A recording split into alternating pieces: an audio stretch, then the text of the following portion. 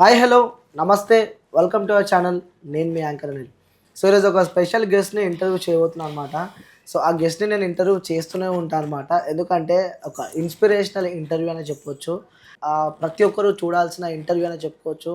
ఎందుకంటే ఒక అబ్బాయిగా తన లైఫ్ కెరియర్ స్టార్ట్ చేసి దాని తర్వాత ట్రాన్స్జెండర్గా మారి నిజంగా చెప్పాలి అంటే తన లైఫ్లో తను పడ్డ కష్టాలు, ఎన్నో కష్టాలు పడ్డది. సో ఎన్నో జాబులు ఒక ఐటీ రంగంలో కూడా తను దూసుకెళ్ళి ఒక కంపెనీకి హెచ్ఆర్‌గా కూడా తను వర్క్ చేసింది. దాని తర్వాత ఉమెన్ సేఫ్టీ వింగ్‌లో కూడా తన లైఫ్‌ని కొనసాగించింది. దాని తర్వాత ఒక యాక్టర్‌గా అలాగే ఒక మోడల్‌గా, ఇంకా చెప్పాలి అంటే ట్రాన్స్ నుంచి మన ఇండియా నుంచి ఏకైక అమ్మాయిగా కూడా తను ఒక ట్రాన్స్‌జెండర్‌గా కూడా అక్కడికెళ్ళి మన దేశ గౌరవం తలెత్తుకునేటట్టు చేసిందని చెప్పుకోవచ్చు. సో ఇంత పెద్ద ఇంట్రో చెప్పినా మేబీ తను మీ అందరికీ పరిచయం ఉన్న వ్యక్తే. సో మళ్ళొకసారి తన పేరు గూడా నేను చెప్తున్నా. సో హర్షిని గారు మీ అందరికీ పరిచయం ఉన్న పేరే. నమస్తే అండి. నమస్తే అండి. ఎలా ఉన్నారు? I'm good. మీరెలా ఉన్నారు? సూపర్. మన ఇంటర్వ్యూలు చేస్తూనే ఉన్నాం. అవును. సో కొత్త కొత్త సా కంటెంట్‌తో. సాగుతూనే ఉంటది మన ప్రయాణం. యెస్. 100%. ఎలా ఉన్నారు? చాలా బాగున్నానండి. సో మన దేశ గౌరవం గూడా తలెత్తుకున్నట్టు చేశారు. అది మీ కల. యెస్. సో ఎలా ఎలా ఎలా ఫీల్ అయ్యారు? నా లైఫ్‌లో మర్చిపోలేని గూస్ బంప్స్ మూమెంట్ నా లైఫ్‌లో. యెస్. ఏ కంట్రీలోనైతే నాకు చిన్నప్పటి నుండి డిస్క్రిమినేషన్స్, హరాస్మెంట్స్ ఇవన్నీ జరిగాయో, అదే కంట్రీని యూనివర్స్‌లో రిప్రజెంట్ చేసే అవకాశం నాకు రావటం అనేది గ్రేట్ థింగ్. సూపర్. రిప్రజెంట్ చేయటంతో పాటుగా I won 3 titles. Miss Universe Trans Asia title win అయ్యాను. అవును. టాప్ 5th రన్నరప్‌గా వచ్చాను. అండ్ వాటితో పాటుగా ఎలైట్ క్వీన్ యూనివర్స్ 2024 అనే జ్యూరీ అవార్డ్ కూడా వచ్చింది. Super. That was a great achievement నా లైఫ్లో. ఓకే. సో కదా, మనం ఎన్నో అవమానాలు పడ్డా ఏది పడ్డా కూడా ఒక స్టేజ్ మీద మనం వాక్ చేస్తున్నప్పుడు ప్రజల నుండి ఇండియా ఇండియా అని కేరింతలు వస్తున్నప్పుడు that was a great moment. మనం బీయింగ్ ఏ ఇండియన్ సిటిజన్గా ఇండియాకి పాకిస్తాన్కి లేకపోతే ఇండియాకి వేరే కంట్రీకి క్రికెట్ మ్యాచ్ అవుతుంటేనే మనం టీవీ ముందు కూర్చొని అరుస్తాము. అవును. అలాంటిది నేను ఇండియాని రిప్రజెంట్ చేసినప్పుడు, నాకు క్రౌన్ పెడుతున్నప్పుడు, హర్షిని మేకలా ఫ్రమ్ ఇండియా అని క్రౌన్ పెడుతున్నప్పుడు, ఆడియన్స్లో నుండి ఇండియా ఇండియా అని కేరింతలు వస్తున్నప్పుడు చాలా happy moment. At the same time నేను ర్యాంప్ వాక్ చేస్తున్నప్పుడు నా వెనక స్టేజ్ మీద ఇండియన్ ఫ్లాగ్ రెపరెపలాడుతున్నప్పుడు ఇట్ వాజ్ కదా, మర్చిపోలేని స్వీట్ మెమరీస్ ఇచ్చాయి నాకు. చాలా గ్రేట్ ఎక్స్పీరియన్స్. ఓకే. అసలు ఎక్స్‌పెక్టెడా మీ లైఫ్‌లో ఇలాంటి ఒక రోజు వస్తుంది, ఇలాంటి ఒక జర్నీ చేస్తారు అని చెప్పి? ఎక్స్‌పెక్టెడా అంటే నేను చిన్నప్పటి నుండి కల కనేదాన్ని. హ్మ్. మనం ఏదన్నా సాధించాలి, ఒక గమ్యం పెట్టుకున్నాము, ఒక లక్ష్యం పెట్టుకున్నాము. దాన్ని చేరుకునే మార్గంలో ఎన్నో అవరాధాలు, ఎన్నో డిస్క్రిమినేషన్స్, ఎన్నో అవాంతరాలు ఎదురవుతూ ఉంటాయి. కానీ మనం ఆ మార్గాన్ని మధ్యలో వదిలేయకుండా కంటిన్యూస్‌గా వెళ్తూ ఉంటే ఖచ్చితంగా సక్సెస్ వస్తుంది అని నేను నమ్ముతాను. యెస్. నేను ఎక్స్‌పెక్ట్ చేశానంటే కొంచెం భయముండేది. ఫస్ట్ నుండి నా కల అది. నేను వెళ్ళాలి, మిస్ యూనివర్స్‌కి వెళ్ళాలి, నన్ను నేను ప్రూవ్ చేసుకోవాలి, నా కలలు, నా డ్రీమ్స్ ఫుల్ చేసుకోవాలనే ఒక కోరిక, ఆకాంక్ష అయితే ఉండేది. బట్ ఎక్కడో ఒక అనుమానం, బీయింగ్ ఏ ట్రాన్స్ నాకు సాధ్యమవుతుందా? అడుగడుగున డిస్క్రిమినేషన్ అవుతుంది. జాబ్ కోసం వెళ్తే డిస్క్రిమినేషన్, ఎక్కడ డిస్క్రిమినేషన్ అవుతుంది కదా! మిస్ యూనివర్స్ వరకు వెళ్ళాలంటే ఇంత డిస్క్రిమినేషన్ అధిగమించి కష్టమేమో అని ఒకసారి భయమేసిద్ది. మెనీ టైమ్స్ బ్యాక్ స్టెప్ ఏసాను. బట్ నేను అక్కడ ఆగలేదు. ఓటమి వచ్చినా, లేకపోతే డిస్క్రిమినేషన్ వచ్చినా మనం అక్కడితో గివ్ అప్ ఇవ్వకుండా ప్రయత్నిస్తూనే ఉండాలి. ఖచ్చితంగా యెస్. సక్సెస్ వస్తుంది. I believe that. సో కదా వన్ థింగ్, మనకి ఈజీగా ప్లేట్‌లో పెట్టి సక్సెస్ మన చేతికొస్తే అందులో మనకి ఆనందం ఉంటదో ఉండదో? సాటిస్ఫాక్షన్ ఉండదు. ఉండదు. 100%. ఒకసారి ఫెయిల్ అయ్యి, ఓడిపోయి ఒకసారి గెలుస్తామా, ఇట్ వాజ్ అందులో కిక్ ఉంటది. ఎన్ని సార్లు ఓడిపోయినావు లైఫ్‌లో? మెనీ టైమ్స్ అండి. చిన్నప్పటి నుండి ఓడిపోతూనే ఉన్నాను, అవమానించబడుతూనే ఉన్నాను. ఎవ్రీవేర్ నేను ఎక్కడికెళ్ళినా స్కూల్స్‌లో అవమానాలు, కాలేజెస్‌లో అవమానాలు, రిలేటివ్స్‌లో అవమానాలు, ఊరిలో అవమానాలు, జాబ్ కోసం వెళ్తే అవమానం, ఆపర్చునిటీస్ కోసం వెళ్తే అవమానం, ప్రతి చోట ఓడిపోతూనే ఉన్నాను. బట్ నేను గివ్ అప్ ఇవ్వటం లేదు. స్వామి వివేకానంద గారు ఒక స్లోగన్ చెప్పారు, పడిలేస్తున్న కెరటం నాకు ఆదర్శం, పడినా మళ్ళీ తిరిగి లేస్తున్నందుకు. లైక్ అలానే ఎన్ని అవమానాలు రాని, ఎన్ని ఓటమిలు రాని జీవితంలో నేనైతే ఓటమిని అంగీకరించలేదు. హ్మ్. గివ్ అప్ ఇవ్వకూడదు అని అనుకున్నాను కాబట్టే ఈరోజు ఒక సక్సెస్‌ఫుల్ లైఫ్ లీడ్ చేయగలుగుతున్నాను. You know everybody deserves respect. భారత రాజ్యాంగం రాసినప్పుడు అక్కడ ఫండమెంటల్ రైట్స్‌లో కుల, మత, వర్ణ, వర్గ, లింగ భేదం లేకుండా అందరికీ ఈక్వాలిటీ ఉంది. But being a trans person everywhere fight చేసుకొని హక్కు తెచ్చుకోవాలి. చదువు కోసం ఫైట్ చేయాలి, ఉద్యోగం కోసం ఫైట్ చేయాలి, బ్రతకడం కోసం ఫైట్ చేయాలి, జాబ్ కోసం ఫైట్ చేయాలి, ఈవెన్ రెస్పెక్ట్ కోసం కూడా ఫైట్ చేయాలి. 100%. Everywhere we are fighting. అవును. సో అంత ఈజీగా ఏమీ అవకాశాలు రావట్లా, అంత ఈజీగా సక్సెస్ కూడా రావట్లేదు. అవును. రైట్. అంటే కొన్ని సందర్భాలలో మేము విన్నాం, కొన్ని వార్తలు కూడా మనం చూస్తున్నాం. ఎందుకంటే ఒక ట్రాన్స్ ఉమెన్ బయటికెళ్ళాలంటే ఎక్కడికెళ్ళిన అవమానాలే. లైక్ వెళ్తూ ఉంటే సో రాళ్ళతో కొట్టిన సందర్భాలు, సో కొన్ని బ్లేడ్స్ తీసుకొని చాకులతో బెదిరించిన సందర్భాలు కూడా మనం చూస్తూ ఉన్నాం. లైక్ హౌ కమ్, ఎలా మీరు అవన్నీ ఎలా మీ లైఫ్‌లో అవన్నీ పక్కన పెట్టి ఎలా ఈ సక్సెస్‌కి కారణం ఏదంటే ఏం చెప్తారు? ఈ సక్సెస్కి one and only reason education. Hmm. చదువు. నా చదివే నాకు ఒక రెస్పెక్టబుల్ లైఫ్ లీడ్ చేయాలి, ఒక సక్సెస్ అవ్వాలి అందరిలాగా. ఒక అబ్బాయి ఒక అమ్మాయి అయితే సొసైటీలో కష్టపడి పని చేసుకుంటూ ఒక రెస్పెక్టబుల్ లీడ్ ఎలా చేస్తుందో అలా చేయాలి అనే ఒక ఆలోచన కలగడానికి కారణం నా చదువు. చదువుతో పాటుగా మా మదర్ సపోర్ట్. మా మదర్ చిన్నప్పటి నుండి ఎన్ని అవమానాలు, ఎన్ని అవహేళనలు ఎదురైనా కూడా ఎవరి కోసం కాదు, నా కోసం నేను చదువుకోవాలి, ఒక మంచి జీవితం గడపాలి, కమ్యూనిటీ బేస్డ్ వృత్తులు లైక్ కమ్యూనిటీ ఏదైతే పనులు చేస్తుందో ఆ లైఫ్లోకి నేను వెళ్ళకూడదు, నా లైఫ్ సంథింగ్ డిఫరెంట్గా ఉండాలి, ఒక రెస్పెక్టబుల్ లైఫ్ నాకు ఇవ్వాలనేసి మా మదర్ నా ఎడ్యుకేషన్ కోసం చాలా కష్టపడ్డారు. ఆఫ్టర్ మై ఎడ్యుకేషన్, నా చదువు తర్వాత జాబ్స్ కోసం చాలా స్ట్రగుల్ అయ్యాను. ఏ కాలేజ్లో అయితే నేను ఇంటర్ నుండి డిగ్రీ చదువుకున్నానో సేమ్ కాలేజ్లో ఆఫ్టర్ మై మాస్టర్స్ నేను ఎంఏ ఎకనామిక్స్ చేశాను. నా ఎంఏ ఎకనామిక్స్ అయిపోయిన తర్వాత సేమ్ కాలేజ్లో నేను 2 years ఎకనామిక్స్ లెక్చరర్గా వర్క్ చేశాను. వేరే got discriminated way that place only I got success. Job. Job రావటము, 2 years నేను లెక్చరర్గా వర్క్ చేయటం, getting many appreciations, that was one success. You know మనం అనుకున్నంత సొసైటీలో అండి there is good, there is bad. మీరు అన్నట్టుగా వల్గర్ బిహేవ్ చేసేవాళ్ళు, అవమానించే వాళ్ళు, అవహేళన చేసేవాళ్ళు, చీదరించుకునే వాళ్ళు, చేత్కరించే వాళ్ళు ఉన్నారు. ఎట్ ద సేమ్ టైం మనల్ని అర్థం చేసుకొని ఆపర్చునిటీస్ ఇచ్చే వాళ్ళు కూడా ఉన్నారు. బట్ వెరీ ఫ్యూ పీపుల్, 100లో ఒకళ్ళిద్దరు మనల్ని అర్థం చేసుకొని ఒక ప్రేమ చూపించి మంచిగా ఆప్యాయత చూపించి ఆపర్చునిటీస్ ఇచ్చే వాళ్ళు వెరీ ఫ్యూ ఉన్నారు. అలాంటి వాళ్ళని ఫైండ్ అవుట్ చేయటం చాలా డిఫికల్ట్ అనిపిస్తుంది. నేను చదువు కోసం వెళ్ళినప్పుడు స్కూల్స్లో, అరే నువ్వు అబ్బాయి కాదు అమ్మాయి కాదు, మా పక్కన కూర్చోవద్దు, మూలకెళ్ళి ఇది నీ బట్టలిప్పి చూపించు, నువ్వు కిందే పార్ట్ ఉంది, అమ్మాయిలాగా ఎందుకు బిహేవ్ చేస్తున్నావు అని అవమానించిన పిల్లలు ఉన్నారు. వాటన్నింటినీ దాటుకొని ముందుకొచ్చి నా సక్సెస్ఫుల్గా చదువు కంప్లీట్ చేయడానికి కారణం మా అమ్మ.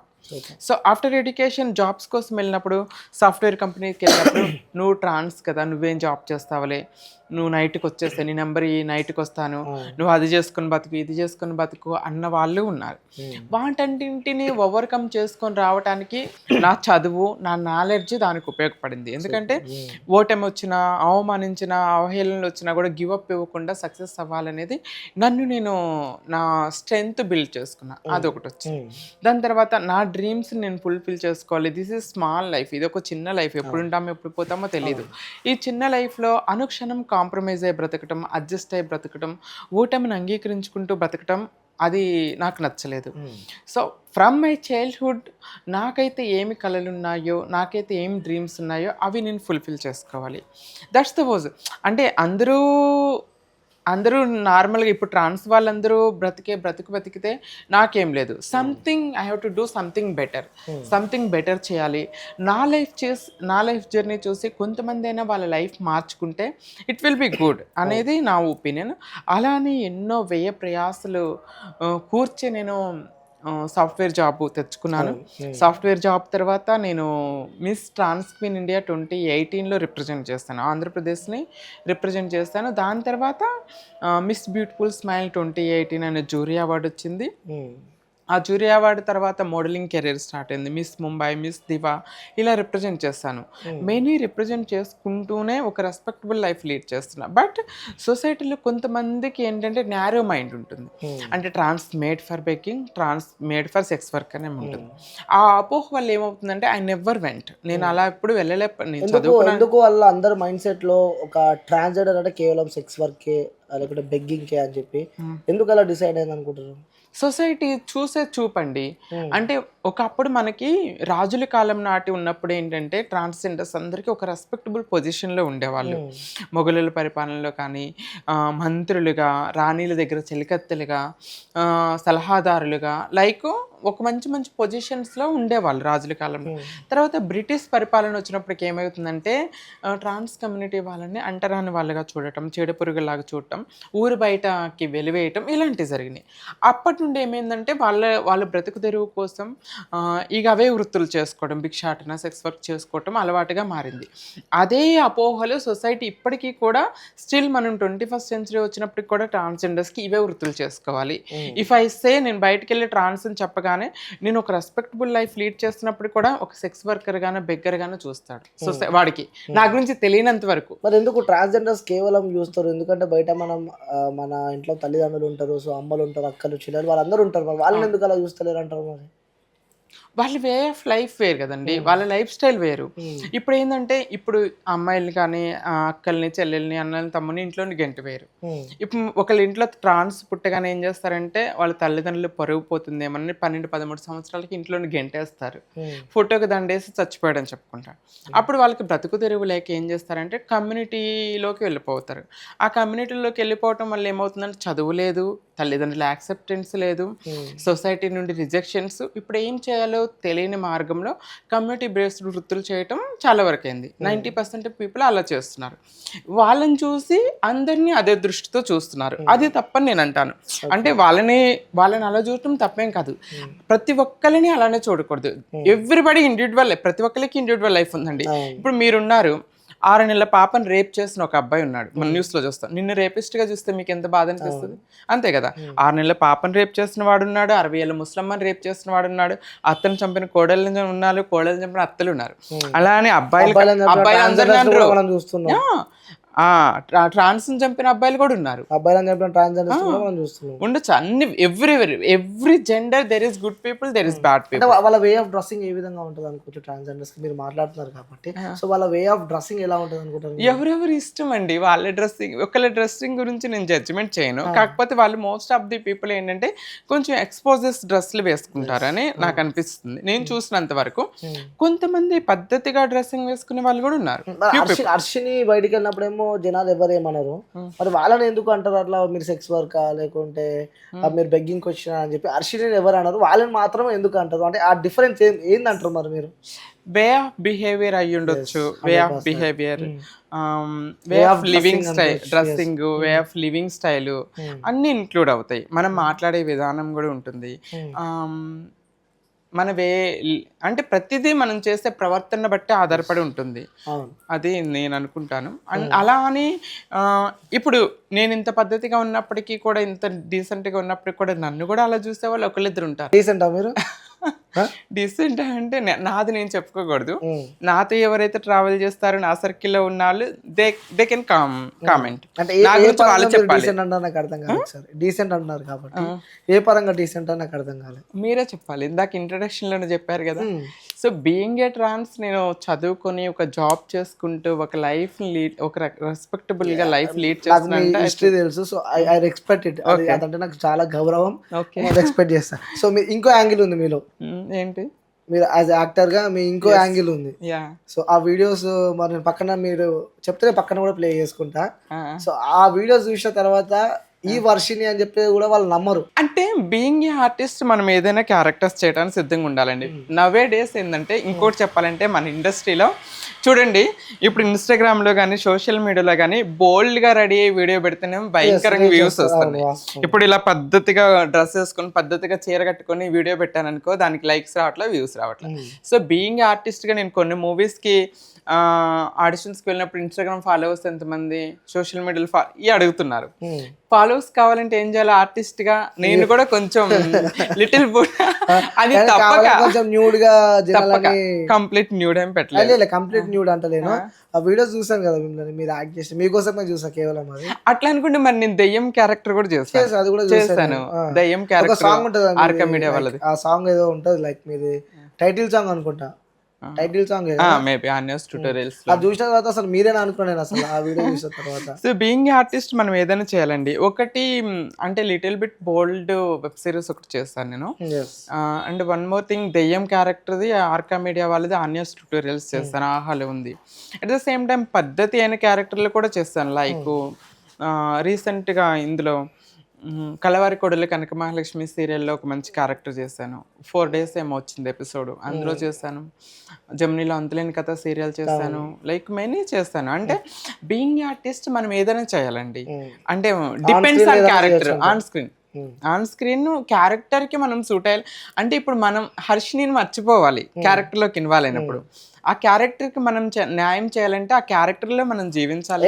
అలాంటి క్యారెక్టర్స్ వచ్చినప్పుడు లైక్ ఎప్పుడన్నా అనిపిస్తుందా అసలు ఎందుకు చేస్తున్నావు ఇలాంటి క్యారెక్టర్స్? ఎందుకంటే ఈ ప్రొఫెషన్ ఎంటైర్ వేరే డిఫరెంట్ ఉంటుంది కాబట్టి, సో సమాజానికి ఒక మెసేజ్ ఇచ్చే వ్యక్తుల్లో మీరు ఒకరు ఉంటారు కాబట్టి అలాంటివి చేసినప్పుడు ఏదైనా ఇంపాక్ట్ పడుతుందేమో లైఫ్ మీద అని చెప్పి అలాంటి థాట్స్ వచ్చినాయి మీకు? డెఫినెట్లీ వస్తుందండి, ఎందుకు రాదు? ఎందుకంటే అలా వచ్చి రిజెక్ట్ చేసుకున్న క్యారెక్టర్స్ చాలా ఉన్నాయి. ఇప్పుడు నేను ట్రాన్స్ అనుకోండి, ఆడిషన్స్కి వెళ్ళినప్పుడు ట్రాన్స్ అనగానే చప్పటి కొట్టుకునే క్యారెక్టర్లు, భిక్షాటన సెక్స్ వర్క్ చేసే క్యారెక్టర్లు, బెగ్గింగ్ చేసే క్యారెక్టర్స్ అంటారు. I'm not going to do. నేను అలాంటి క్యారెక్టర్స్ చేయకూడదు అనుకున్నాను. అంటే ఒక ముద్ర వేస్తున్నారా, ట్రాన్స్ క్యారెక్టర్ చేయాలంటే బెగ్గింగ్ సెక్స్ వర్క్ ఎందుకు చేయాలి? ఒక రెస్పెక్టబుల్ జాబ్ చేసుకునే క్యారెక్టర్, ఎన్జిఓ క్యారెక్టర్, లేకపోతే ఇలాంటివి చేసే వాళ్ళని అలాంటి క్యారెక్టర్స్ ఇస్తేనే నేను చేస్తానని రిజెక్ట్ చేసిన క్యారెక్టర్స్ చాలా ఉన్నాయి. అలాంటప్పుడు నేను సొసైటీకి ఒక బ్యాడ్ మెసేజ్ ఇచ్చే క్యారెక్టర్స్ నేను ఎప్పుడు చేయాలనుకున్నాను. బీయింగ్ ఫీమేల్ క్యారెక్టర్ అయినా ట్రాన్స్ క్యారెక్టర్ అయినా నాకు నచ్చాలి. ఇప్పుడు ప్రతి వ్యక్తికి ఇండివిడ్యువాలిటీ ఉంటుంది. ఇప్పుడు నాకు నచ్చిన క్యారెక్టర్ నేను ఈజీగా చేస్తాను. ఒక ట్రాన్స్ క్యారెక్టర్ చేస్తాను ఒక మూవీలో, అది నాకు నచ్చింది. అంటే భర్త చనిపోతే రివెంజ్ తీర్చుకోవటము, లేకపోతే సొసైటీ డిస్క్రిమినేట్ చేసినా కూడా ఒక అబ్బాయి లవ్ చేసి పెళ్లి చేసుకోవడం, దట్ టైప్ క్యారెక్టర్ ఐఎమ్ మంచిగా చేస్తాను. రీసెంట్గా కూడా ఒక మూవీ చేస్తాను, అందులో ఎన్జిఓ రన్ చేస్తున్న ఒక ట్రాన్స్జెండర్గా వర్క్ చేస్తాను. అలాంటి క్యారెక్టర్స్ వస్తే నేను హ్యాపీగా ప్రౌడ్గా చేస్తాను. But begging sex work characters వస్తే నేను ఎందుకు చేస్తాను? చేయను. కానీ ఆ క్యారెక్టర్లో గుడ్ మెసేజ్ ఉంది, డెఫినెట్లీ చేంజ్ వస్తుంది సొసైటీలో సెక్స్ వర్క్ క్యారెక్టర్ చేసినా అంటే ఐఎమ్ రెడీ టు డూ. అట్లా ఏం లేదు. క్యారెక్టర్ అనేది ఆ మూవీని కాన్సెప్ట్ని బట్టి, ఆ క్యారెక్టర్ని బట్టి ఉంటుంది. మీకు తెలియదేం కాదు, మీరు కూడా ఇండస్ట్రీలో ఉన్నారు కాబట్టి డిపెండ్స్. ఓకే, అలాంటి క్యారెక్టర్లు వస్తే తప్పక చేశారంటారు. యూనో మన తెలుగు ఇండస్ట్రీలో ఇంకొక దౌర్భాగ్యం ఏంటంటే, బీయింగ్ ఏ ట్రాన్స్ నేను కొన్ని ఫీమేల్ క్యారెక్టర్స్ చేస్తాను, అది కూడా very rare. Many characters reject చేయబడ్డాను బికాస్ ఆఫ్ మై జెండర్. నువ్వు ట్రాన్స్ కదా, ఫీమేల్ క్యారెక్టర్ సూట్ కావని రిజెక్ట్ చేస్తాను. రీసెంట్గా ఒక పెద్ద మూవీలో మంచి క్యారెక్టర్, ట్రాన్స్ క్యారెక్టర్ ఉండే. నేను ఆడిషన్స్కి వెళ్ళాను, ఆడిషన్స్లో సెలెక్ట్ అయ్యాను. ఓకే అన్నారు, వర్క్ షాప్స్ పెడతానన్నారు, హీరోతో పాటుగా వర్క్ షాప్స్ అవి అన్నారు. మొత్తం ఓకే అయింది, పేమెంట్స్ అయింది. ప్రొడ్యూసర్ వచ్చింటే నా ఆడిషన్ అది నా ఫొటోస్ చూసి, ఈ అమ్మాయి she look like a girl, ఫెమినైన్గా ఉంది, ఈమె ట్రాన్స్ క్యారెక్టర్ సూట్ కాదన్నారంట. I was shocked. అంటే వాళ్ళు క్యారెక్టర్ ఎలా ఉండాలో కానీ దే ఓన్లీ డిజైనింగ్, మస్క్యులైన్ గా ఉండాలి, బాడీ ఉండాలి, మీసాలు గడ్డాలు ఉండాలి, లైక్ ఒక అబ్బాయికి చీర కడితే ఎలా ఉండాలో అలా ఉండాలి. They are designing. పోనీలే, ఐ ఫీల్ హ్యాపీ. కొంచెం పోనీలే అమ్మాయిలాగా ఉన్నానని కాంప్లిమెంట్ వచ్చింది, నేను అమ్మాయి క్యారెక్టర్స్ చేసుకోవచ్చు అని ఫీమేల్ క్యారెక్టర్కి ఆడిషన్స్కి వెళ్ళాను. ఫీమేల్ క్యారెక్టర్ కూడా మంచి క్యారెక్టర్. నేను ట్రాన్స్ ఉమెన్, నేను I want to do female character. ఇంతకు ముందు కూడా కొన్ని క్యారెక్టర్స్ చేశాను. No this is for only female. అంటే వాట్ షుడ్ ఐ డూ? నేనేం చేయాలి? ట్రాన్స్ క్యారెక్టర్కి వెళ్తేనేమో అమ్మాయిలాగా ఉన్నాను, అమ్మాయి క్యారెక్టర్ చేయడానికి వెళ్తేనేమో నువ్వు trans. What should I do? చెక్ వజన్ చేసుకోవాలి ఇంట్లో కూర్చొని. ఇలాంటి డిస్క్రిమినేషన్స్, ఇలాంటి వాటిల్లో గెలిచి ఇవన్నిటిని ఎదిరించి నిలబడాలన్నా కూడా కొంచెం కష్టమే. సో మెయిన్లీ మన టాలీవుడ్లో, మన ఇండస్ట్రీలో, తెలుగు ఇండస్ట్రీలో కొంచెం అవకాశాలు తక్కువ అని నాకు అనిపిస్తుంది. కమిట్మెంట్స్ అంటే ఎవ్రీవేర్ ఉన్నాయండి, not only film industry. Commitment అడగడం కానీ అడిగారు కొంతమంది. మీరేం చెప్పారు ఆన్సర్? నో అండి. నేను జెన్యూన్‌గా నాకు నా టాలెంట్ చూసి, నా క్యారెక్టర్ చూసి లైక్ ఆ క్యారెక్టర్‌కి నేను సూట్ అవుతాను అని చెప్పి నాకు క్యారెక్టర్ ఇస్తే I am willing to do. హ్మ్. నేను క్యారెక్టర్ కోసం నన్ను నేను అమ్ముకునే అంత ఇంకా అంతవరకు ఏదో వెళ్ళలేదు. ప్రొడ్యూసర్ మిమ్మల్ని కమిట్మెంట్ అడిగారు అని చెప్పి నేను అహా! ప్రొడ్యూసర్ ఏం గాదు. ఆ! ప్రొడ్యూసర్ అడిగారు, డైరెక్టర్స్ అడిగారు. నేను రిజెక్ట్ చేసినవి చాలా హీరోస్ ఉన్నాయి. అడిగారా? హ్మ్. హీరోస్ గూడా అడిగారా? హీరో ఒకతను అంత ఫేమస్ హీరో గాదు గానీ, ఇప్పుడేమైందంటే అండి తెలుగు ఇండస్ట్రీలో సినిమాలు తీయటానికి, అమ్మాయిలని వాడుకోవటానికే సినిమాలు తీయటానికి వస్తున్న వాళ్ళు చాలామందున్నారు. హ్మ్. నేను అందరిని అనను. Few people. హ్మ్. కొంచెం డబ్బుంది. వాడు డబ్బు పెడతాడు, హీరోగా చేస్తాడు, లేకపోతే డైరెక్టర్‌గా చేస్తాడు, ప్రొడ్యూసర్‌గా చేస్తారు.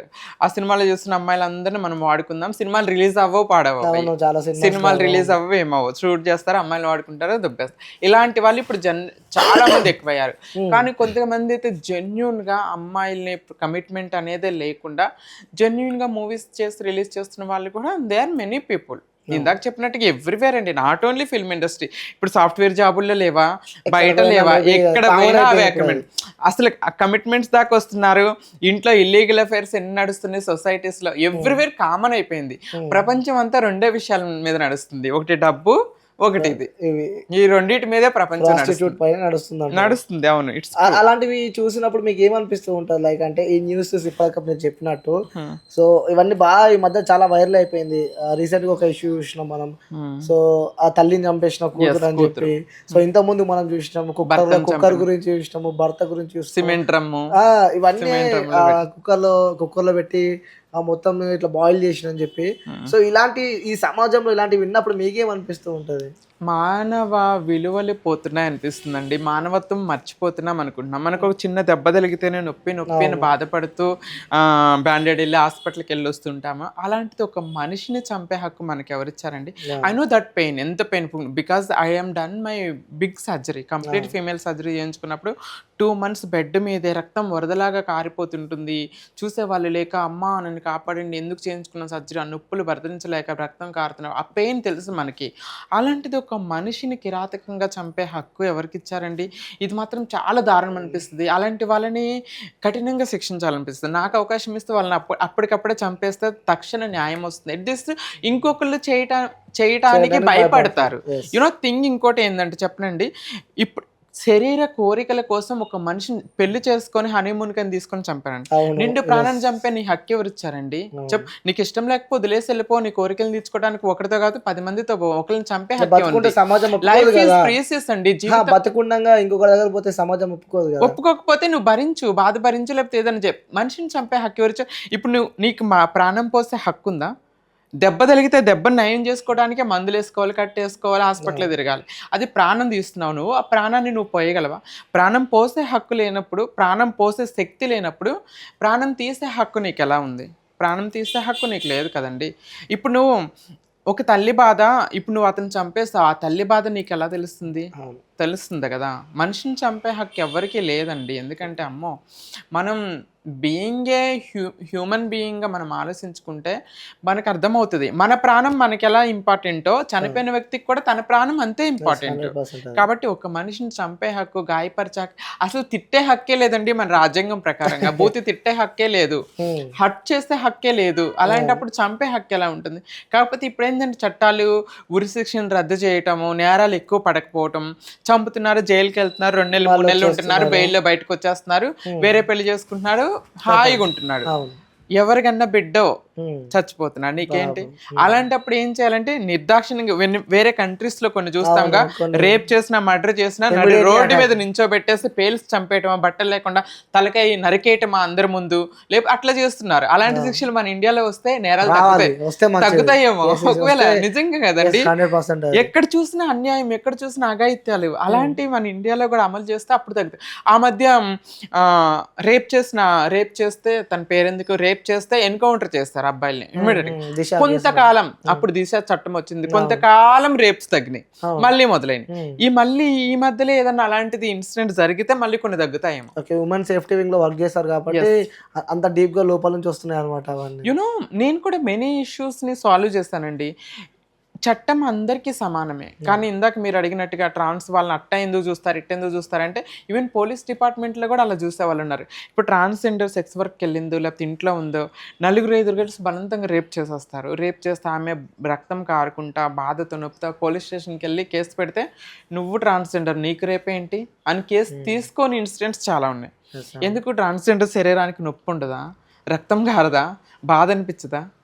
అందరిది శరీరం అండి, ఇది శరీరం ఎవరికైనా నొప్పే. అలాంటి ఇన్సిడెంట్స్ చాలా జరిగి అన్యాయం జరుగుతున్నప్పుడు పెద్ద యాక్టివిస్టులు అందరూ సుప్రీంకోర్టుకి వెళ్ళి మాకు న్యాయం కావాలని పోరాటం చేస్తే ట్రాన్స్జెండర్ ప్రొటెక్షన్ యాక్ట్ వచ్చింది 2019లో. ఆ యాక్ట్ని బేస్ చేసుకొని మన తెలంగాణ ప్రభుత్వం ఫస్ట్ ప్రభుత్వం ఉమెన్ సేఫ్టీ వింగ్లో ప్రైడ్ ప్లేస్ అని స్టార్ట్ చేసి ఆ ప్రైడ్ ప్లేస్ త్రూ ఎల్జిబిటిక్వై పీపుల్ అందరికి కూడా అన్యాయం జరిగితే పోలీస్ డిపార్ట్మెంట్ త్రూ న్యాయం చేయాలి అని చెప్పేసి చట్టం తీసుకొచ్చారు. అక్కడ నేను 1 year కాంట్రాక్ట్ బేసిక్లో వర్క్ చేశాను. DIG Sumathi madam, ADGP Swathi Lakra madam, like ఇంకొంతమంది సిఐ గారు, ఏఎస్పీ వీళ్ళందరితో వర్క్ చేశాను. It was a great experience. అక్కడ నేను కొన్ని చట్టాల గురించి, న్యాయాల గురించి తెలుసుకోవటము, మనకు అన్యాయం జరిగినప్పుడు ఏ విధంగా మనం ఫైట్ చేయాలి. ఇప్పుడు చాలామంది ట్రాన్స్ వాళ్ళు వచ్చారు, భర్త మోసం చేశాడని, పెళ్లి చేసుకుని వదిలేశాడు, లేకపోతే వాళ్ళు వచ్చి కొట్టారు ఇల్లు, ఇలాంటి ఇష్యూస్పై చాలా వాటిపై నేను వర్క్ చేశాను. సూపర్. సో మీ లైఫ్ ఎంతో హ్యాపీగా కొనసాగుతుంది. బట్ కొన్ని స్ట్రగుల్స్ మీకు గుర్తొస్తూ ఉంటాయి.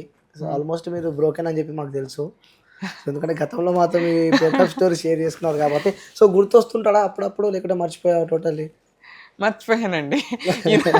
యూనో పెద్దవాళ్ళకి సామెత చెప్పారు, మనం మంచి వాళ్ళకి ఒక 10 రూపాయలు ఇచ్చి స్నేహం చేయాలి, చెడ్డ వాళ్ళని చెడ్డ మెమరీస్ ఒక 10 రూపాయలు ఇచ్చి వదిలేసుకోవాలి. యూనో నా జీవితంలో నా మనసుకి గాయమైంది, డిప్రెషన్లోకి వెళ్ళాను, సైకియాట్రిస్ట్ దగ్గరికి వెళ్ళాను. ఒక 5 years నా లైఫ్ అనే బుక్లో ఒక 5 years పేజెస్ పోయినాయి బికాస్ ఆఫ్ హిమ్. అలాంటి వ్యక్తి గురించి మళ్ళీ ఇప్పుడు ఆలోచించేస్తే 1-2 పేజీలు ఎందుకు వేస్ట్ చేసుకోవాలి నేను? I don't want waste my time. అంటే గుర్తు కూడా రాడా? లేదండి, అస్సలు లేదు. మనం ప్రేమించామండి, మన ప్రేమకి అర్హుడు కాడు అని తెలిసినప్పుడు ఇంకా గుర్తు చేసుకుని బాధపడి మన టైం వేస్ట్ చేసుకొని నో యూస్ కదా. తనకి వేరే లైఫ్ వచ్చింది, తన వైఫ్, తన పిల్లలు, కుటుంబం తను వచ్చింది. ఇంకా తన గురించి నేను ఆలోచించుకోవాల్సిన అవసరం నాకు లేదు కదా. అది తప్పు. వేరే అమ్మాయి భర్త గురించి నేను ఆలోచించుకుంటే ఇలాంటివి అక్రమ సంబంధాలు లైక్ మర్డర్ల వరకు వెళ్ళాయి, ఈ చిన్న చిన్న ఇన్సిడెంట్స్. అలాంటి నేను ఎందుకు ఈ క్వశ్చన్ అడిగినానంటే, సో చాలా మంది పాపం ట్రాన్స్జెండర్స్ నేను చూస్తూ ఉన్నా, సో స్టేటస్లు పెడుతూ ఉంటారు. నాకు తెలిసిన కొంతమంది కూడా సో తెలిసి ప్రేమిస్తారు. సో వాళ్ళు పెళ్లి చేసుకోరని చెప్పి ఆ ట్రాన్స్జెండర్స్ తెలుసు, వాళ్ళు కేవలం దేనికోసమో వీళ్ళు వాడుకుంటున్నారో కూడా వాళ్ళకి తెలుసు, కానీ గుడ్డిగా నమ్మి చివరిగా సో అవే డైలాగ్స్ లైక్ మీకు పిల్లలు పుట్టారు, సో అలాంటి కొన్ని డైలాగ్స్ తోని వాళ్ళని దూరం చేస్తారు. సో తెలిసిన తర్వాత ఎందుకు చేయాల్సి వస్తుంది? తెలిసి ఎవరు ప్రేమించరు. ఎందుకంటే నేను నిన్ను పెళ్లి చేసుకోను, 4 రోజులు నీతో ఉండి వాడు వదిలేసి వెళ్ళిపోతాను అంటే ఎవరు కూడా ఇష్టపడరు. రావటం వాడు ఏం చెప్తాడంటే, నువ్వు ట్రాన్స్ అయినా నాకు సంబంధం లేదు, పిల్లలు పుట్టకపోయినా పర్వాలేదు, లైఫ్ లాంగ్ నీకు తోడుంటాను, నువ్వు నా ప్రాణం, నేను నీకు ప్రాణం అని ఏయో మాయ మాటలు చెప్తాడు, 4 గోరుముద్దలు తిని పెడతాడు. ఇవన్నీ మర్చిపోదు. నాకు గుర్తులేవండి, నాకు అసలు.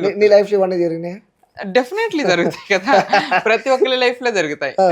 నేనంటే నా ఎడ్యుకేషను, నా తెలివి, నేను కొంచెం స్ట్రాంగ్ మెంటాలిటీ ఉండటం వల్ల నేను బయటకు వచ్చాను.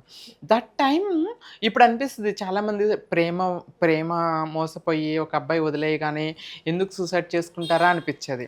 నేను ఆ ఫేస్లో నుండి వచ్చాను కదా, అది ఒక భయంకరమైన యుద్ధంలా ఉంటుంది. బయటికి రాలేము, ఒక ట్రాన్స్లోకి వెళ్ళిపోతాము, ఒక డిప్రెషన్ స్టేజెస్లోకి వెళ్ళిపోతాము, తనే ప్రపంచం అనుకుంటాము, తను లేకపోతే బ్రతకలేమనుకుంటున్నారు. ఒక వ్యక్తిని మనం జెన్యూన్గా సిన్సియర్గా లవ్ చేస్తే మనం తన కోసం ఏదైనా చేయడానికి సిద్ధపడతాం, తనే ప్రపంచం అనుకుంటాం. కానీ ఆపోజిట్ వ్యక్తి కూడా అతను అంతే జెన్యూన్గా ఇష్టపడితేనే మనకి అది నడుస్తుంది. యూనో ఒక మార్గంలో వెళ్తూ ఉంటామండి, మనకి గమ్యం తెలుసు, చిన్నగా వెళ్తూ ఉంటాం, సడన్గా ఒక వ్యక్తి వస్తాడు, చేయి పట్టుకుంటాడు, కబుర్లు చెప్పుకుంటూ సంతోషంగా నడుస్తుంది, సడన్గా చెయ్యి వదిలేసి వెళ్ళిపోతాడు. అక్కడ నుండి మన అడుగు ముందుకు పడదు, మనం అక్కడ స్టాప్ అయిపోతాం. That was the difficult situation. లైఫ్లో మీరు సక్సెస్ చూసారు, సో సైడ్ లైఫ్ చూసారు, సూసైడ్ దాకా పోయారు, బయటకు వచ్చారు కాబట్టి. సో నేటి యువతకి ఇప్పుడు ఎవరైతే మనం ఈ సూసైడ్ కానీ ఈ మర్డర్లు కానీ ముఖ్యంగా ఈ ప్రేమ అనే 2 పదాల వల్ల కొన్ని జీవితాలే అక్కడ నాశనం అవుతున్నాయి కాబట్టి సో అందులో నుంచి మీరు బయటకు వచ్చారు. సో ప్రజెంట్ మీ లైఫ్ ఇప్పుడు సక్సెస్గా కొనసాగుతుంది కాబట్టి సో చూసే వ్యూవర్స్కి ఎవరైతే యువకులు కానీ లేకపోతే తల్లిదండ్రులు కానీ ఎవరైనా కానీ వాళ్ళకి చెప్పాలంటే ఏం చెప్తావమ్మా వాళ్ళకి? ప్రపంచంలో ప్రేమ అనేది స్వార్థం కోసమే చాలా ఎక్కువగా ఉంది. ప్రజెంట్ సిచ్యువేషన్ నేను చూసిన దాన్ని మనకి అంటే మొత్తం అన్నో there are very few people ఒక్కళ్ళిద్దరు మాత్రం జెన్యున్గా ప్రేమించి ప్రేమ కోసం ఏదైనా చేస్తారు. అందరిని ఎదిరించైనా ఆ అమ్మాయి కోసం ఏదైనా చేయడానికి, అబ్బాయి కోసం ఏదైనా చేయడానికి సిద్ధపడి జెన్యున్గా ప్రేమించే వాళ్ళు వెరీ ఫ్యూ పీపుల్ ఉన్నారు. కానీ మోస్ట్ ఆఫ్ ది పీపుల్ ఏంటంటే ప్రేమ అనే పేరుతో అవసరాలు తీర్చుకోవటం కోసం ప్రేమను ఉపయోగించుకుంటున్నారు. పెళ్ళికి ముందు లివిన్లో ఉంటున్నారు, వాళ్ళ కోరికలు తీర్చుకుంటున్నారు. అబ్బాయిలేమో ఫైనాన్షియల్గా అమ్మాయిలను వాడుకుంటున్నారు, సో లైక్ ఫిజికల్గా వాడుకుంటున్నారు. అమ్మాయిలేమో అబ్బాయిలేమో ఫైనాన్షియల్ సపోర్ట్ కోసం, ఇలా అవసరాల కోసం ప్రేమను యూస్ చేసుకుంటున్నారు. కేవలం అది అవసరాల కోసం. అది చాలా తప్పు అనిపిస్తుంది నాకు. ప్రేమ అనే పదానికి చాలా గ్రేట్ ఫీలింగ్ ఉంది, ప్రేమకు చాలా గొప్పతనం ఉంది. మన భారతదేశంలో తాజ్మహల్ అండి ప్రేమకు నిదర్శనం. తాజ్మహల్ ఎంతో గొప్ప ప్రేమికులు ఉన్నారు చరిత్రలోకి వెళ్తే. అలాంటి గొప్ప ప్రేమ కలిగిన మన దేశంలో అవసరాల కోసం, అవకాశాల కోసం ప్రేమను వాడుకోవటం అనేది చాలా దారుణమైన ఇన్సిడెంట్. అలాంటివి మారుకోవాలి. ఇప్పుడు ప్రజెంట్గా నేను చూస్తే ప్రపంచంలో నిజమైన ప్రేమ అంటూ ఏదన్నా ఉంది అంటే that is one and only తల్లి ప్రేమ. యూనో అబ్బాయి ప్రేమలో, అమ్మాయి ప్రేమలో, భార్య ప్రేమలో, భర్త ప్రేమలో, అన్న ప్రేమలో, చెల్లి ప్రేమలో, ఏ ప్రేమలోనైనా ఏదో ఒక స్వార్థం ఉంటుంది. కానీ మన నుండి ఏమీ ఆశించకుండా మనల్ని మనగా ప్రేమించి మన సక్సెస్ కోసం అహర్నిశలు పాటుపడే ప్రేమ ఓన్లీ తల్లి ప్రేమ మాత్రమే. ప్రజెంట్గా ప్రేమ నా దృష్టిలో ప్రేమ అంటే అమ్మ ప్రేమ మాత్రమే స్వచ్ఛమైన ప్రేమ. మిగతా ప్రేమలన్నీ కూడా అవసరాల కోసం పుట్టే ప్రేమలే అని నా ఫీలింగ్. ఎందుకంటే నేను ఎక్స్పీరియన్స్ చేశాను.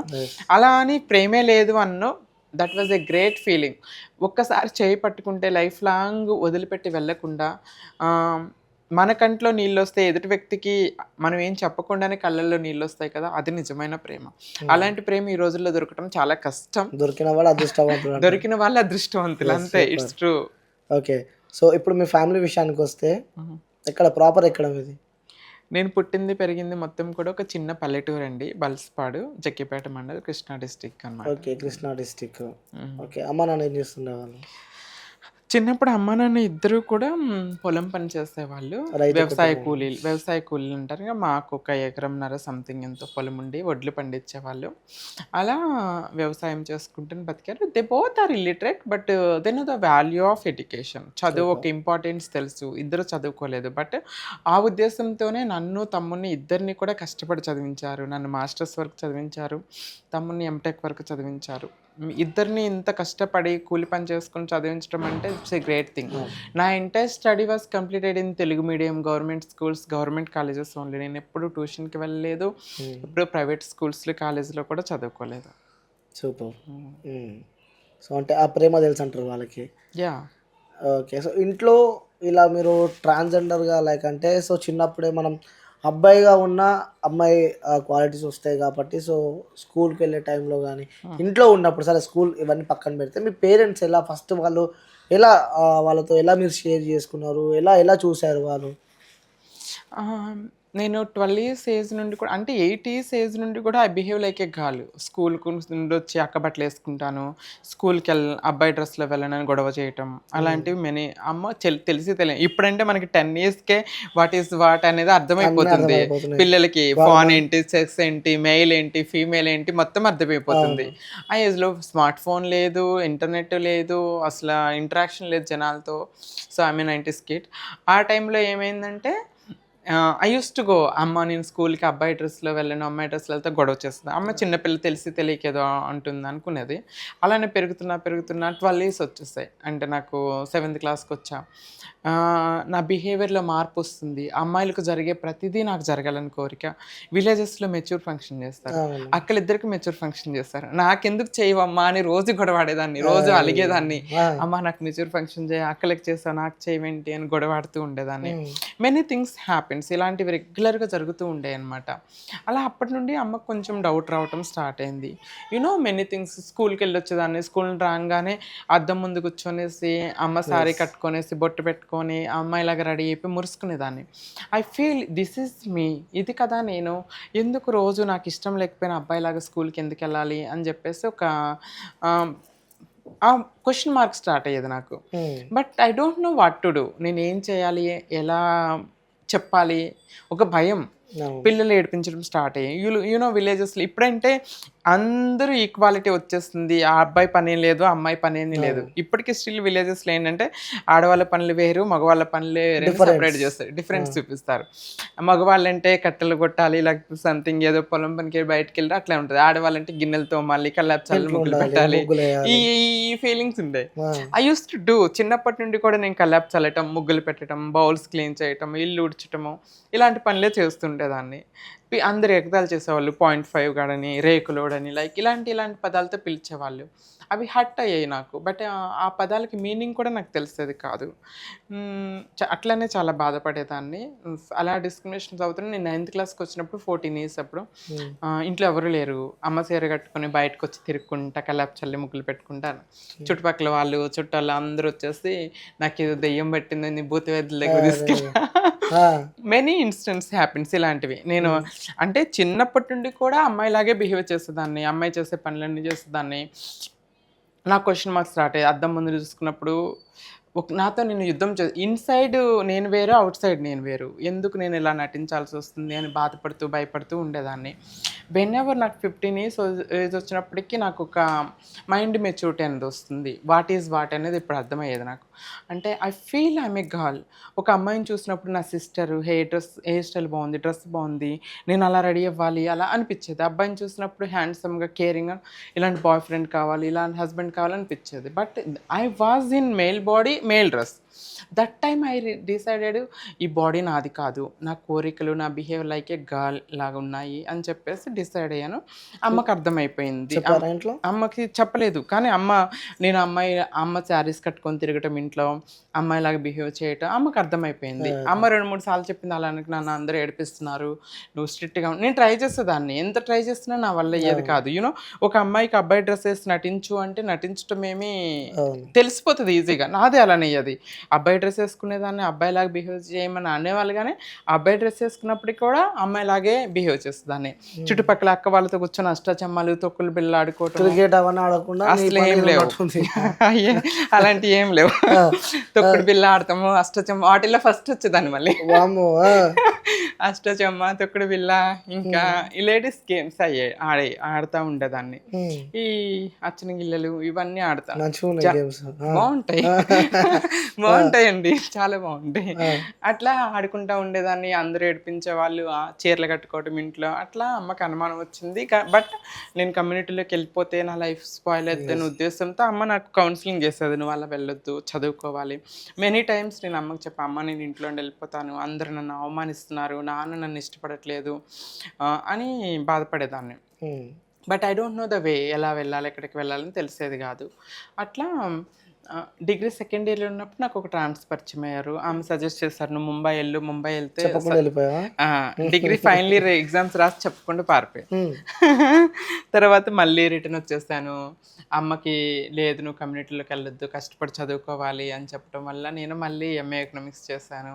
నాన్నతో అనుబంధం ఎట్లుంటుంది మీకు? నాన్నతో అనుబంధం స్టార్టింగ్లో ఉండికుండే. నన్ను ఇష్టపడేవాడు కాదు. అంటే బయట నుండి ఏమైనా కొనుక్కొచ్చినప్పుడు అక్కలకి, తమ్ముడికి ఇచ్చేవాడు, నాకు ఇచ్చేవాడు కాదు.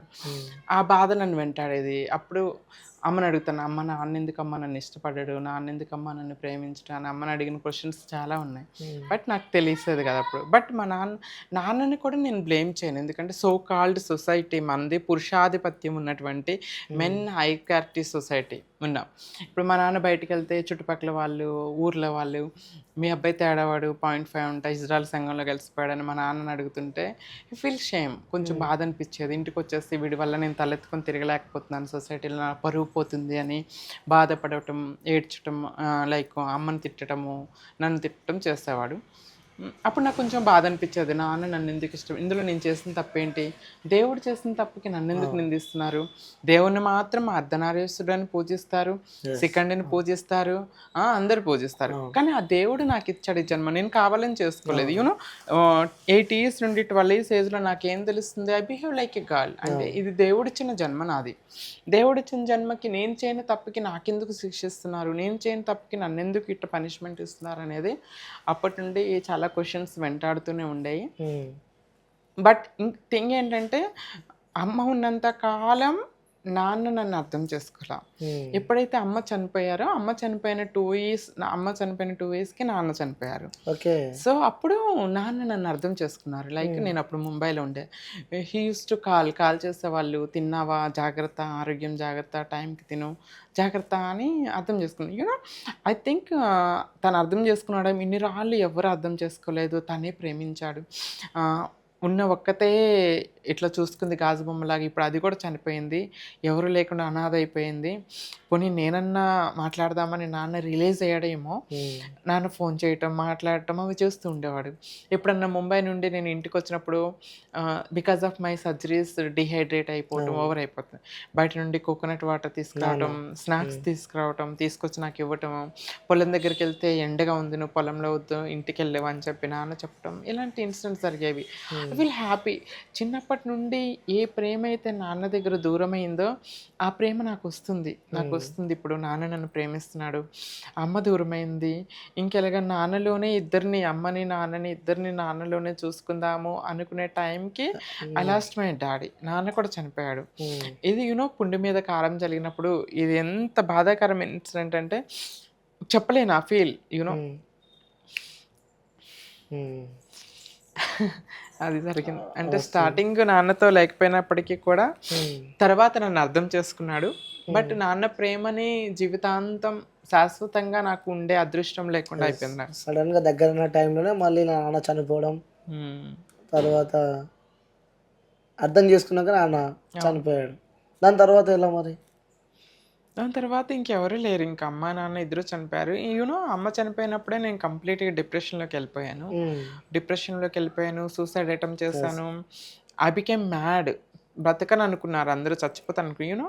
చిన్నప్పటి నుండి అమ్మ నన్ను ఒక గాజు బొమ్మలాగా, నాన్న ఇష్టపడేవాడు కాదు, సొసైటీలో ఎవరు ఇష్టపడేవాళ్ళు కాదు, రిలేటివ్స్ అందరూ అసహించుకునే వాళ్ళు. One and only my mother. మా అమ్మ నన్ను ఎంత ప్రేమించేవాళ్ళంటే, స్కూల్కి వెళ్తున్నాను అంటే కంటికి కనుమరుగయ్యే వరకు రోడ్డు మీదకి వచ్చేస్తే, నేను కనపడకుండా పోయే వరకు అట్లానే చూసేవాళ్ళు. ఈవినింగ్ ఇంటికి వచ్చే టైంకి రోడ్డు మీద ఉండి నా కోసం ఎదురు చూస్తూ ఉండేవాళ్ళు. లైక్ నా బిడ్డని ఎవరు హర్ట్ చేశారో, ఎవరు అవమానించారో, ఇంటికి వచ్చి ఏడుస్తుంది అని అంత ప్రేమించేవాళ్ళు. నేను పీజీ యూనివర్సిటీలో ఉన్నప్పుడు రోజు ఫోన్ చేసి, తిన్నావా, జాగ్రత్త, ఆరోగ్యం తిన్నావా.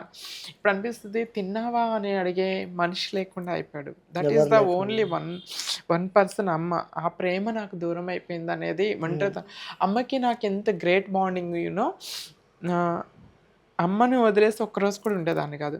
అమ్మ చనిపోయినప్పుడు అమ్మ పక్కన పడుకోకూడదు, నేను శవం అన్నాను నేను, మా అమ్మ పక్కనే నైట్ అంతా అదే బెడ్ మీదే పడుకొని ఉన్నా అమ్మతోనే.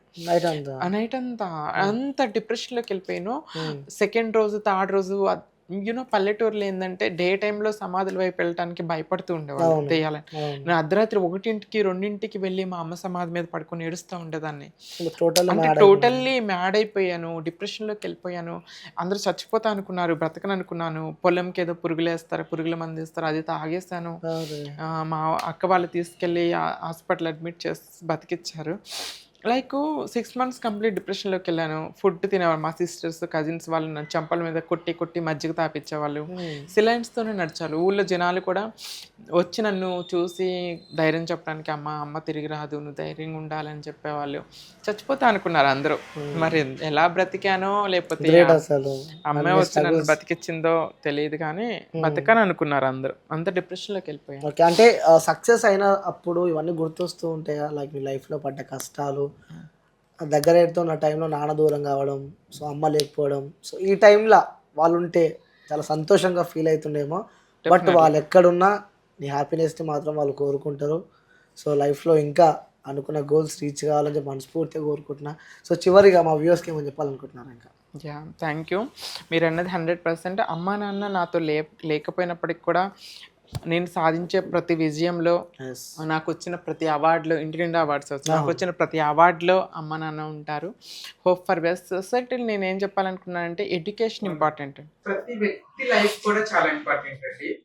సో ట్రాన్స్ లైఫ్, ఒక తల్లిదండ్రులు ఒక అబ్బాయి అమ్మాయి పుడితే ఎలా మంచి లైఫ్ ఇస్తారు, అంగవైకల్యంతో పుట్టినా కూడా ఆదరిస్తారు, చెదరిస్తారు, మంచి లైఫ్ ఇస్తారు. ఒక ట్రాన్స్ పుడితే మాత్రం వాళ్ళ ఇంట్లో తల్లిదండ్రులు యాక్సెప్టెన్స్ లేదు, ఇంట్లోని గెంటేస్తారు. వాళ్ళు ఏం చేస్తారు, మీరు 9 మాసాలు మోసి కన్నా మీ బిడ్డ సెక్స్ వర్కర్ గా బెగ్గరగా మారడానికి కారణం ఎవరో కాదు, తల్లిదండ్రులే. అదే ఒక అబ్బాయిని ఒక అమ్మాయిని ఆదరించేలా లైఫ్ ఇస్తారు. అలా ఇస్తే ఇప్పుడు ట్రాన్స్ వాళ్ళు కూడా ఒక రెస్పెక్టబుల్ లైఫ్ బ్రతకగలరు. కాబట్టి తల్లిదండ్రుల నుండి మార్పు రావాలి, సొసైటీలో అవకాశాలు రావాలి, యాక్సెప్టెన్స్ రావాలి, అప్పుడు ఈక్వాలిటీ వస్తుంది, అప్పుడు జాబ్ చేసుకుని అందరు గౌరవంగా బతకగలరు. సొసైటీలో మార్పు రావాలి, ఈ అక్రమ సంబంధాలు, ఈ అఘాయిత్యాలు, హత్యలు ఇవన్నీ తగ్గాలి. అట్ ద సేమ్ టైం సొసైటీలో ఈక్వాలిటీ రావాలి, అందరికి ఈక్వల్ ఆపర్చునిటీస్ రావాలి అని నేను కోరుకుంటున్నాను. Thank you so much.